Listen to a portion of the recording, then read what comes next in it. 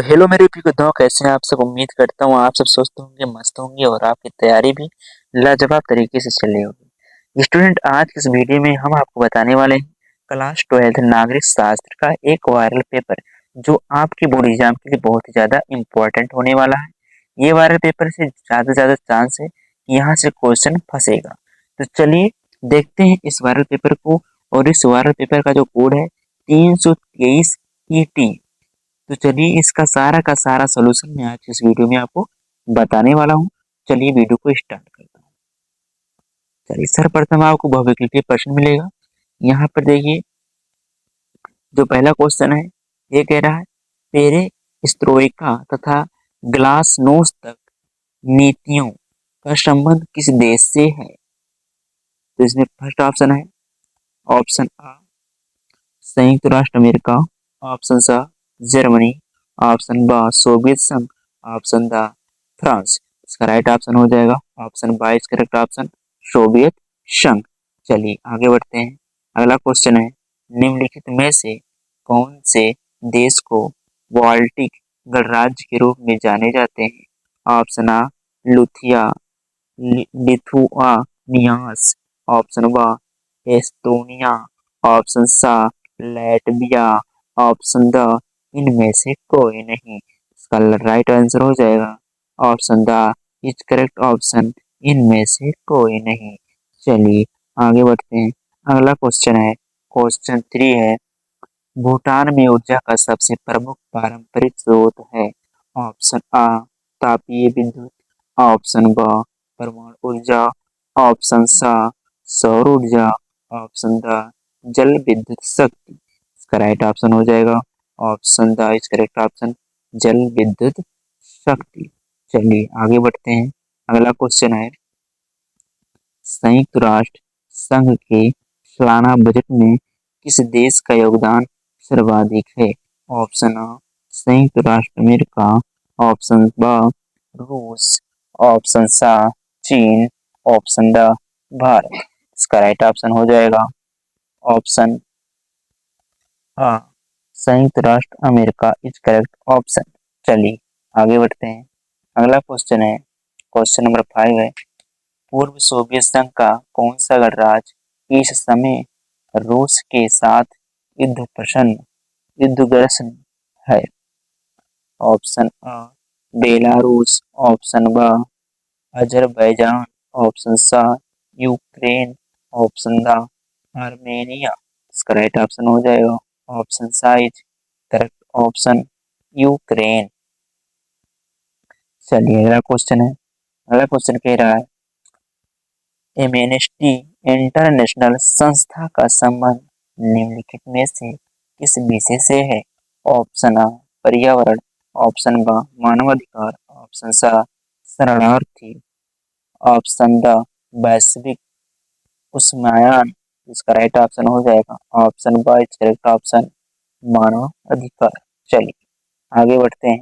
अगला क्वेश्चन है question number 7 है 1956 में राज्यों के पुनर्गठन का मुख्य आधार क्या था। इसका उत्तर देखते हैं। इसमें फर्स्ट ऑप्शन है भाषा, ऑप्शन ब धर्म, ऑप्शन सा जाति और ऑप्शन द इनमें से कोई नहीं। इसका राइट ऑप्शन हो जाएगा option uh is correct option भाषा। चलिए आगे बढ़ते हैं। अगला क्वेश्चन है क्वेश्चन नंबर 8 हरित क्रांति हरित क्रांति की सफलता का सर्वाधिक सकारात्मक प्रभाव किस फसल पर पड़ा। ऑप्शन आ चावल, ऑप्शन ब दाल, ऑप्शन सा गेहूं, ऑप्शन द मक्का। इसका राइट ऑप्शन हो जाएगा ऑप्शन सा इज करेक्ट ऑप्शन गेहूं। चलिए आगे बढ़ते हैं। अगला क्वेश्चन है सर्वोच्च न्यायालय द्वारा सर्वप्रथम किस प्रकरण में बुनियादी ढांचा का सिद्धांत प्रतिपादित किया गया। ऑप्शन आ केशवानंद भारतीयवाद, ऑप्शन ब गोलकनाथवाद, ऑप्शन सा मेनका गांधी व ऑप्शन द इनमें से कोई नहीं। इसका राइट ऑप्शन हो जाएगा option uh is correct option Keshavananda भारतीयवाद। चलिए अगला क्वेश्चन है क्वेश्चन 10 है, आपातकाल के विरुद्ध आंदोलन का नेतृत्व किस राजनेता द्वारा किया गया? ऑप्शन आ अटल बिहारी वाजपेयी, ऑप्शन ब मोरारजी देसाई, ऑप्शन स जगजीवन राम, ऑप्शन द जयप्रकाश नारायण। करेक्ट ऑप्शन हो जाएगा ऑप्शन द is correct option Jayaprakash Narayan. चलिए अब आपको देखने को मिल जाएगा अति लघु उत्तरीय प्रश्न। क्वेश्चन नंबर 11 है, दूसरी दुनिया के रूप में पहचान वाले दो देशों के नाम लिखिए। तो दूसरी दुनिया के रूप में पहचान वाले दो देश जो हैं वो है सोवियत संघ, अब रूस है, पूर्वी जर्मनी DDR। ये आपका हो गया। चलिए अगला क्वेश्चन है, क्वेश्चन नंबर 12 है, सोवियत संघ के विघटन के किन्हीं दो परिणामों का उल्लेख कीजिए। सोवियत संघ के विघटन के दो परिणाम, शीत युद्ध का अंत और अमेरिका का एकमात्र महाशक्ति के रूप में उभरना, 15 स्वतंत्र देशों का गठन जैसे रूस, यूक्रेन, ताजिकिस्तान। यूरोपीय संघ के दो देशों के पास परमाणु हथियार, एक था फ्रांस और एक था यूनाइटेड किंगडम। चलिए अगला क्वेश्चन है, क्वेश्चन नंबर 13 है, यूरोपीय संघ के किन दो देशों के पास परमाणु हथियार है?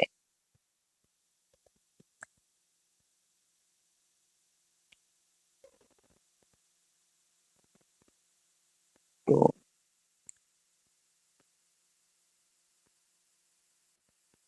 चलिए यहाँ पे कुछ मिसप्रिंट हो गया है, तो देखिए यहाँ पे लिखा है यूरोपीय संघ के किन दो देशों के पास परमाणु हथियार है, तो था फ्रांस और यूनाइटेड किंगडम। वहीं अब बात करेंगे क्वेश्चन नंबर 14 की, तो वैश्विक उष्मायन के किन्हीं दो दुष्परिणामों का उल्लेख कीजिए। तो वैश्विक उष्मायन के दो दुष्परिणाम हैं, समुद्र तल का बढ़ना और तटीय क्षेत्रों का डूबना, चरम मौसम की घटनाओं जैसे सूखा, बाढ़ और तूफान आदि में वृद्धि। वैश्विक सहयोग के लिए आवश्यक दो समस्याएं। ये क्वेश्चन नंबर 5 का आंसर जो है, वैश्विक सहयोग के लिए आवश्यक दो समस्याएं जलवायु परिवर्तन और अंतर्राष्ट्रीय आतंकवाद। वैश्विक सहयोग के लिए आवश्यक दो समस्याएं जो हैं जलवायु परिवर्तन और अंतर्राष्ट्रीय आतंकवाद है। अगला क्वेश्चन है, क्वेश्चन नंबर 16 है, देश के विभाजन से प्रभावित किन दो राज्यों के नामों का उल्लेख कीजिए। इसका उत्तर हो जाएगा देश के विभाजन से प्रभावित दो राज्य पंजाब और पश्चिम बंगाल हैं। अगला क्वेश्चन नंबर 17 है, योजना आयोग के स्थान पर नवीन संस्था को कब बनाया गया तथा इसे क्या नाम दिया गया? इसका उत्तर हो जाएगा योजना आयोग के स्थान पर नवीन संस्था का निर्माण और नाम निर्माण 1 जनवरी 2015 और नाम जो था इसका NITI Aayog, national institution for transforming India. अगला क्वेश्चन है, क्वेश्चन नंबर 18 है, किन्हीं दो बहुउद्देशीय नदी परियोजनाओं के नाम लिखिए। इसका उत्तर हो जाएगा दो बहुउद्देशीय नदी परियोजनाओं के नाम है भाखड़ा नगर नगर परियोजना, ऑप्शन दूसरा जो इसका है यह हीरा कुंड परियोजना। चलिए क्वेश्चन नंबर 19 आ गया, शराबबंदी या मद निषेध का संविधान के किस भाग में उल्लेख किया गया है? चलिए इसको देखते हैं, शराबबंदी या मद निषेध का उल्लेख संविधान के किस भाग में है? तो भाग हाईवे टैक्स राज्य के नीति निर्देशक सिद्धांत अनुच्छेद 47 ये हो गया। अब आगे क्वेश्चन नंबर 20 जो है, जम्मू कश्मीर के किन्हीं दो क्षेत्रीय राजनीतिक दलों के नाम बताइए। जम्मू कश्मीर के दो क्षेत्रीय राजनीतिक दल हैं नेशनल कॉन्फ्रेंस, पीपुल्स डेमोक्रेटिक पार्टी PDP। चलिए अब आपका आ जाता है लघु उत्तरीय प्रश्न प्रथम। क्वेश्चन नंबर 21 है, यूरोपीय संघ की सफलता के प्रमुख कारणों का उल्लेख कीजिए। इसका उत्तर हो जाएगा यूरोपीय संघ की सफलता के प्रमुख कारण, फर्स्ट है आर्थिक एकीकरण, एकल बाजार और यूरो मुद्रा ने आर्थिक स्थिरता को बढ़ावा दिया। वहीं इसके बाद सदस्य देशों के बीच शांति, द्वितीय विश्व युद्ध के बाद शांति बनाए रखने में सफलता। अगला पॉइंट सामाजिक एकता, लोगों और सैनिकों की स्वतंत्र आवाजाही ने आपसी सहयोग को बढ़ावा दिया। अंतरराष्ट्रीय प्रभाव, वैश्विक मंचों पर सामूहिक रूप से अपनी बात रखने की क्षमता। अब आपका क्वेश्चन नंबर 22 है, विश्व राजनीति में अंतर्राष्ट्रीय संगठन क्यों आवश्यक है, उल्लेख कीजिए। विश्व राजनीति में अंतर्राष्ट्रीय संगठन आवश्यक क्यों है? तो पहला कारण है शांति और सुरक्षा। संयुक्त राष्ट्र जैसे संगठन वैश्विक संघर्षों को हल करने में मदद करते हैं। अगला पॉइंट है वैश्विक समस्याओं का समाधान। जलवायु परिवर्तन, आतंकवाद और महामारी जैसे मुद्दों से निपटने के लिए सहयोग। अगला क्वेश्चन है अगला पॉइंट है आर्थिक और सामाजिक विकास। विश्व बैंक, IMF और WTO जैसे संगठन आर्थिक विकास को बढ़ावा देते हैं। अगला पॉइंट है समानता और न्याय। अंतर्राष्ट्रीय कानून लागू करने और मानवाधिकारों की रक्षा। अगला क्वेश्चन है क्वेश्चन नंबर 23 है, मूलवासियों के प्रमुख अधिकारों का उल्लेख कीजिए। इसका उत्तर हो जाएगा मूलवासियों के प्रमुख अधिकार है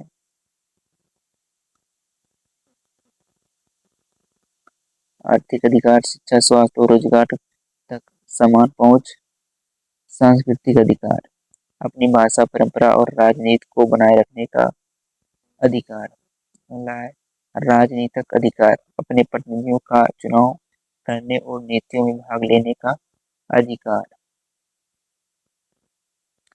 अगला क्वेश्चन है क्वेश्चन नंबर 24 है, भारत पर वैश्वीकरण के बढ़ते प्रभाव के कारणों का विश्लेषण कीजिए। इसका उत्तर हो जाएगा भारत पर वैश्वीकरण के बढ़ते प्रभाव के कारणों का विश्लेषण। पहला आर्थिक उदारीकरण। 1991 में भारत ने अपनी अर्थव्यवस्था को वैश्विक बाजार के लिए खोला। तकनीकी प्रगति, सूचना प्रौद्योगिकी और इंटरनेट ने भारत को वैश्विक व्यापार से जोड़ा। अगला पॉइंट है विदेशी निवेश। विदेशी कंपनियों और निवेश ने भारतीय बाजार को बढ़ावा दिया। संस्कृतिकरण, वैश्विक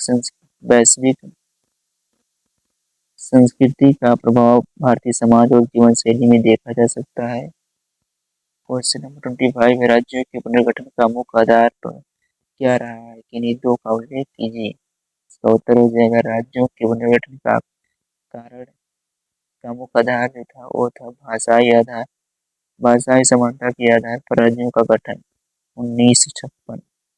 सांस्कृतिक और भौगोलिक आधार, क्षेत्रीय पहचान और सांस्कृतिक विविधता।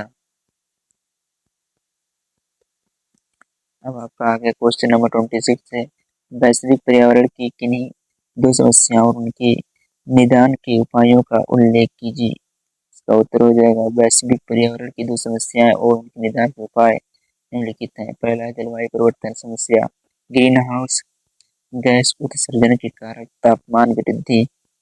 निदान इसका है नवीकरण ऊर्जा का उपयोग, वृक्षारोपण और ऊर्जा संरक्षण, वनों की कटाई। वनों की कटाई।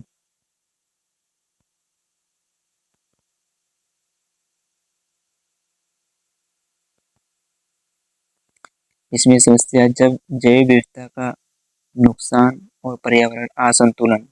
निदान इसका वनीकरण, संरक्षण कानून और सामुदायिक भागीदारी। अब आपका लघु उत्तरीय प्रश्न जो है सेकंड है क्वेश्चन नंबर 27 कह रहा है, मानवाधिकार एवं आतंकवाद समकालीन विश्व की सुरक्षा में किस प्रकार निर्णायक है, समझाइए।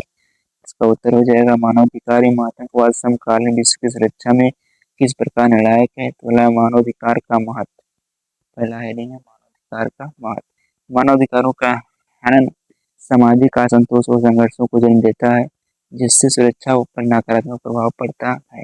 अंतर्राष्ट्रीय कानून और संगठनों द्वारा मानवाधिकार की रक्षा शांति बनाए रखने में मदद करती है। कुछ अगला पॉइंट आ जाता है आतंकवाद का प्रभाव। आतंकवाद अंतर्राष्ट्रीय और राष्ट्रीय सुरक्षा को सीधा खतरा है। आतंकवादी गतिविधियों अस्थिरता फैलाकर विकास और शांति के प्रयासों को बाधित करती हैं। संबंध, आतंकवाद मानवाधिकार का उल्लंघन करता है और मानवाधिकारों की अनदेखी आतंकवाद को बढ़ावा दे सकती है। चलिए आगे बढ़ते हैं। अगला क्वेश्चन है क्वेश्चन नंबर 28 है, राज्य पुनर्गठन आयोग की स्थापना के क्या उद्देश्य थे, इसकी प्रमुख सिफारिशों का उल्लेख कीजिए। इसका उत्तर हो जाएगा राज्य पुनर्गठन आयोग की स्थापना का उद्देश्य और सिफारिशें। उद्देश्य था इसका भाषाई और सांस्कृतिक समानता के आधार पर राज्यों का पुनर्गठन। फिर दूसरा पॉइंट था प्रशासनिक और आर्थिक दक्षता को बढ़ाना। अगला पॉइंट है इसमें, अगला हेडिंग जो है प्रमुख सिफारिशें। भाषाई आधार पर राज्यों का पुनर्गठन, बड़े राज्यों को छोटे प्रशासनिक इकाइयों में विभाजित करना, केंद्र राज्य संबंधों को मजबूत करना। आयोग की सिफारिशों पर 1956 में राज्य पुनर्गठन अधिनियम लागू हुआ। अगला क्वेश्चन है क्वेश्चन नंबर 29 है, राष्ट्रीय आपातकाल के कारणों एवं परिणामों की समीक्षा कीजिए। राष्ट्रीय आपातकाल के कारणों एवं परिणामों की समीक्षा। कारण है आंतरिक अशांति 1975 में, राजनीतिक अस्थिरता और विरोध प्रदर्शन, सुप्रीम कोर्ट का निर्णय, इंदिरा गांधी के खिलाफ इलाहाबाद हाई कोर्ट का फैसला। परिणाम सकारात्मक, प्रशासन में अनुशासन और कार्यक्षमता, बड़े सुधारों का कार्यान्वयन। नकारात्मक, नागरिक स्वतंत्रताओं का हनन, विपक्षी दलों और प्रेस पर दमन। अगला है क्वेश्चन नंबर 30 जो आपका है, ये कह रहा है पूर्वोत्तर भारत में अलगाववादी आंदोलन के विविध कारणों एवं इसके परिणामों की विवेचना कीजिए। इसका उत्तर हो जाएगा पूर्वोत्तर भारत में अलगाववादी आंदोलनों के कारण और परिणाम।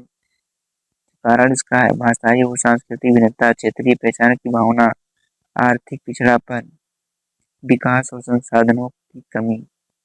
चलिए अब आपका आ गया क्वेश्चन का ये भौगोलिक अलगाव। मुख्य भारत में दूरस्थ स्थान, परिणाम इसका है हिंसा और अहिंसा, आर्थिक विकास में बाधा, केंद्र और राज्य के बीच अविश्वास। अब आपका आ जाता है दीर्घ उत्तरीय प्रश्न। देखिए क्या कह रहा है,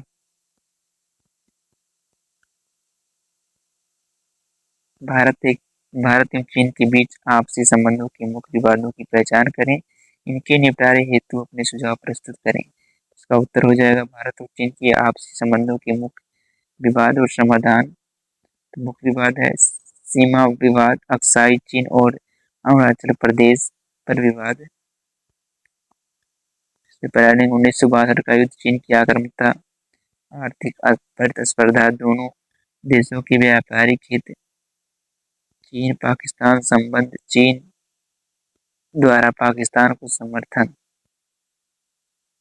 सुझाव, नियमित संवाद और विश्वास बहाली, व्यापार और सांस्कृतिक आदान प्रदान बढ़ाना, अंतर्राष्ट्रीय मंचों पर सहयोग। चलिए इसमें अतवार के क्वेश्चन और पूछा है, दक्षिण एशिया के विभिन्न पड़ोसी देशों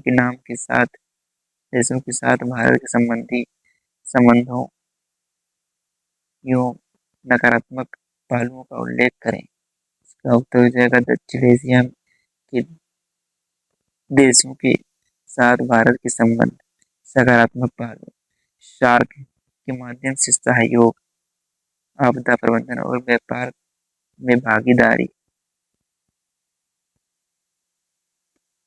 सांस्कृतिक और ऐतिहासिक संबंध। नकारात्मक पहलू, सीमा विवाद,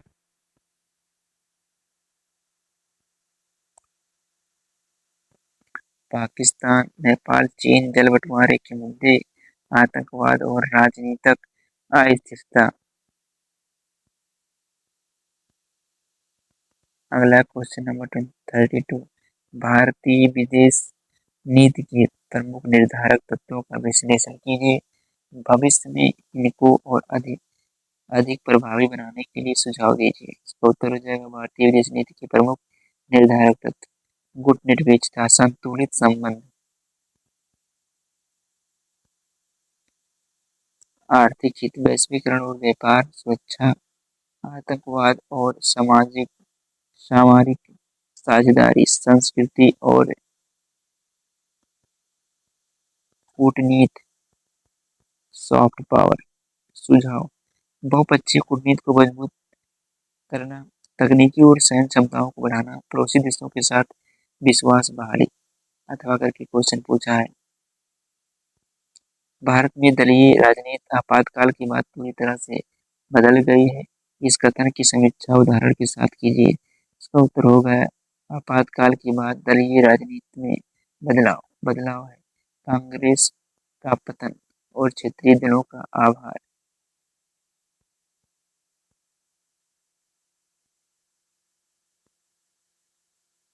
बदलाव में कांग्रेस का पतन और क्षेत्रीय दलों का उभार। गठबंधन राजनीति का आरंभ, जनसंघ का भाजपा में परिवर्तन और इसका आभार।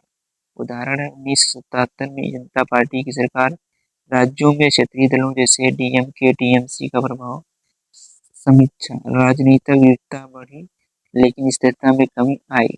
चुनावी राजनीतियों में जनता की भागीदारी बढ़ी। तो ये था आपका जो है भारत पेपर क्लास 12th नागरिक का। मैंने इसका सारा का सारा सॉल्यूशन करवा दिया है। तो आई होप आपको वीडियो पसंद आया होगा। तो प्लीज़ वीडियो को लाइक से सब्सक्राइब करें, सपोर्ट जरूर करें ताकि ऐसे ही वीडियो आप सभी के बीच में लाता रहूं। तो आज के लिए इतना ही, मिलते हैं नेक्स्ट वीडियो में। तब तक के लिए पढ़ते रहो, मस्त रहो। जय हिंद, जय भारत।